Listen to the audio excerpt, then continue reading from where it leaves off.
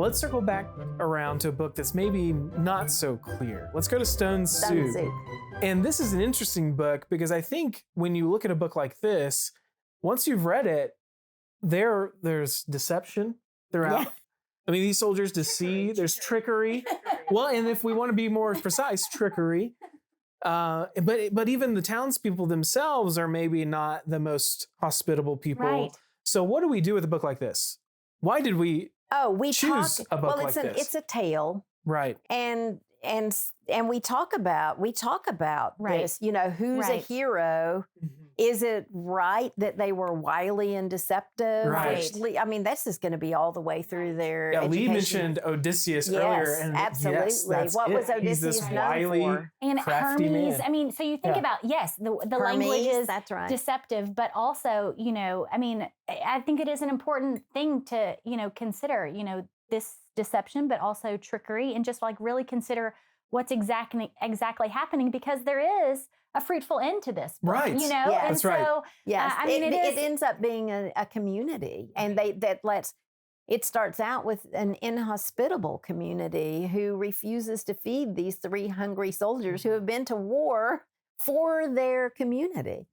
And they're coming through. They're not part of the community, but the community doesn't welcome them. And so they hide all their food. And then they trick the community. The soldiers trick the community into feeding them and making this big feast of soup with all of the things that they bring out of hiding. And then they all become friends. And they feast together, which, that's another big thing, is the feast. Bringing people together in a feast. But it is something we want to deal with and talk to students about, is the greed of the inhabitants of the community and the trickiness of the soldiers and how they got food to eat. And so, it's time to start thinking about those things. It's so good to have you with us on this episode of Novel Thoughts. It was a lot of fun putting this episode together for you, and we hope it helps you on your literary journey. If you do enjoy our show, we'd love for you to let us know by liking and commenting down below. And if you like Memoria Press and the things we're doing here, join us by subscribing by hitting that button right there. Thanks so much, and let's get back to the episode. If you start reading the Bible, you're going to realize, like, the Bible, Aesop. Yes. David tricked the Philistines. What some of your favorite heroes, even Bible heroes, were tricky people. Yeah. So you begin to think differently. You begin to realize that the world's a little more morally complex than you may have thought. Yes, it's time that they can start thinking about those things. And, it's interesting. You can contrast this, I think, to Abe's fish, where a very similar situation happens, and Abe just very willingly gives the fish to the hungry soldiers. To the detriment of his family. That's exactly right. And then you can compare it, I think, even to Keep the Lights Burning, Abby, because, you said greed, and, and we've used words trickery and deception. And which is it? Those are important things to consider. But also, you said greed for the townspeople, but could it also be fear?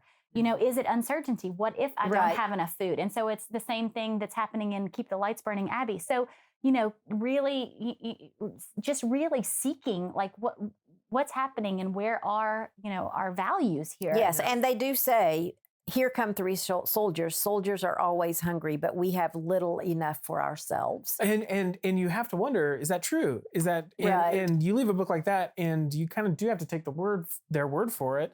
But in all of their defenses to why they're not feeding the soldiers, they're saying, we don't have enough. We barely have enough for ourselves. Right. So here we've got this little picture book with all of those things in it to talk about that are going to stretch students, but told within an entertaining fable-like tale. That's right. So it's just, it's just beautiful the way these classic books work, and the fact that we can use them to continue our phonics. And there's something beautiful at this stage that it ends well. So in everything so far, when we've talked about danger, when we've talked about St. Francis and the Wolf, when we've talked about other maybe more complex themes, it ends well at this stage. We're not really dealing with, and at some point it will come, and maybe we do, maybe in something like Why Mosquitoes Buzz in People's Ears, it doesn't turn out. The little owl dies. So there is some real connection to things don't always work out They're well. not perfect. They're not perfect. But at least at In this this stage, life. we're still inspiring them Yes. with good things. Hopefully. Hopefully. One day, they'll be able to better handle those sad stories. Yeah. Which is why it's so important to read these books with your children. Right. Oh, Because yes. this is, like I said earlier, this is the opportunity for you to have those important conversations with your children about these important ideas. And so that's your privilege with your children. And so I think take the opportunity. Well said.